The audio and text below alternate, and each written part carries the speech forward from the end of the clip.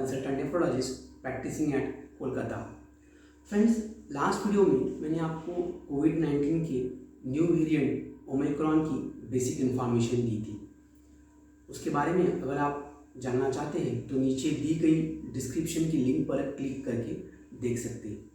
आज उसी का अपडेट इस वीडियो में मैं बना रहा हूँ। तो हम देख रहे हैं कि जो कोविड-19 है ये फिर से अपने पैर फैला रहा है और इसका स्प्रेड बढ़ रहा है। हम कई कंट्रीज़ में देख रहे हैं, जैसे फ्रांस हुआ, यूनाइटेड किंगडम हुआ, वहाँ पर चीज़ें ऐसी हो गई है कि दिन में 2 लाख केसेस भी आ रहे हैं। अमेरिका में तो 5 से 7 लाख केसेस पर डे भी आ रहे हैं। इंडिया में भी हम देखेंगे तो कई स्टेट्स में और कई सिटीज़ में इसका जो संक्रमण रेट है वो बहुत ज़्यादा बढ़ गया है। लास्ट वीडियो में भी यही हम संभावना किए थे कि इसका संक्रमण ज़्यादा हो सकता है। साइंटिस्ट का कहना है कि इसका जो इन्फेक्टिविटी रेट है या जो संक्रमण रेट है वो डेल्टा वेरिएंट से 3 से 5 गुना ज़्यादा है और वो हम देख भी रहे हैं।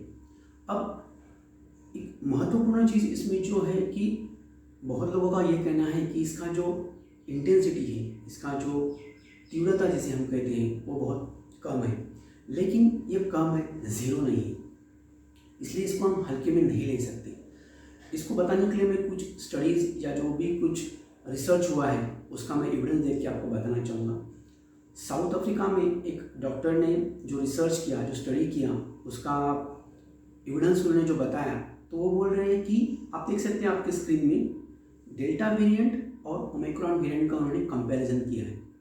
तो जो हॉस्पिटल एडमिशन रेट है वो डेल्टा वेरिएंट में 69% था, तो ओमिक्रॉन वेरिएंट में 41% था, मतलब 30% ही लेस है।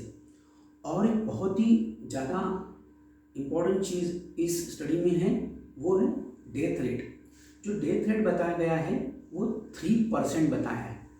तो अगर इसी तरह से डेथ रेट होगा तो आप देख सकते हैं कि इंडिया में कितने डेथ हो सकते हैं। अगर सेकंड वेव की तरह इस वेव में भी अगर 4 से 5 लाख केसेस आते हैं तो जो डेथ्स होंगे वो करीब 15,000 होंगे।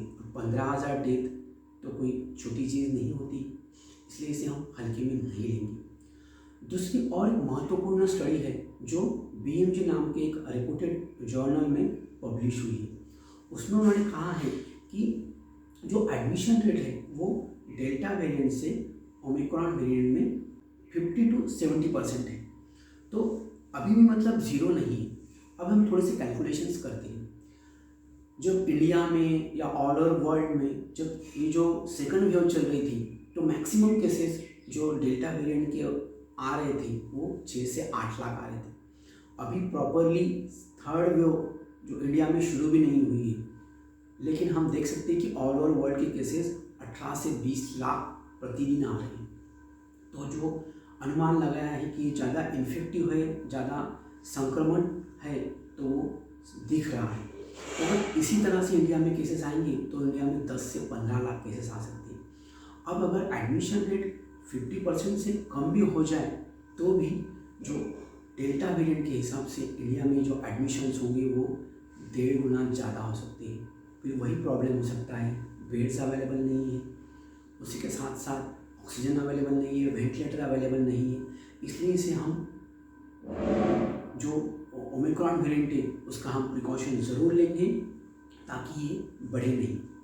और इतना ही नहीं तो बहुत से रिसर्च में ये पता चल गया है कि अगर कोई वेरिएंट स्लोली बढ़ता है और उसकी जो फैटेलिटी है ज़्यादा है तो उसमें जो डेथ रेट आता है वो शॉर्ट टर्म के लिए ज़्यादा रहता है।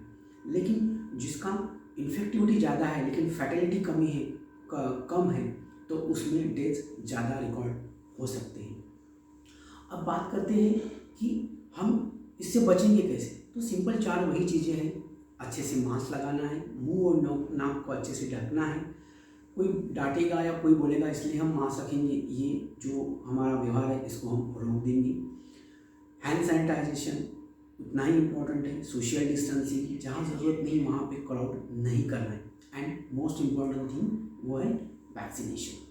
अगर हम वैक्सीनेशन की बात करेंगे तो ये सभी स्टडीज़ में, चाहे वो डेल्टा वेरिएंट हो, ओमिक्रॉन वेरिएंट हो, उसमें दिखा गया है कि संक्रमण कम हो सकता है ना कुछ तो इसकी तीव्रता डेफिनेटली कम हो सकती है। इसलिए वैक्सीनेशन ज़रूर करना है।